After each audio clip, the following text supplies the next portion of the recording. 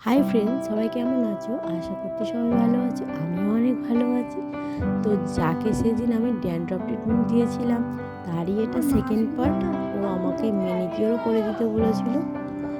তোমরা দেখতেই পাচ্ছ স্টেপ বাই স্টেপ ওকে কীভাবে আমি ম্যানিকিওর করে দিচ্ছি। যদিও এখানে কিন্তু সব স্টেপগুলো মেনশান করতে পারিনি, তার কারণ আমার কাছে কোনো ক্যামেরাম্যান ছিল না, আর একা হাতে ফোন ধরে ক্যামেরা করাটাও খুব চাপের। একটা ছোট বাচ্চা ছিল, তাকেই বলেছিলাম যে তুই একটু ভিডিওটা শ্যুট করে দে। তো সে আমাকে একটু হেল্প করেছিল, তারপর দেন সে খেলতে চলে গিয়েছিল আর কি।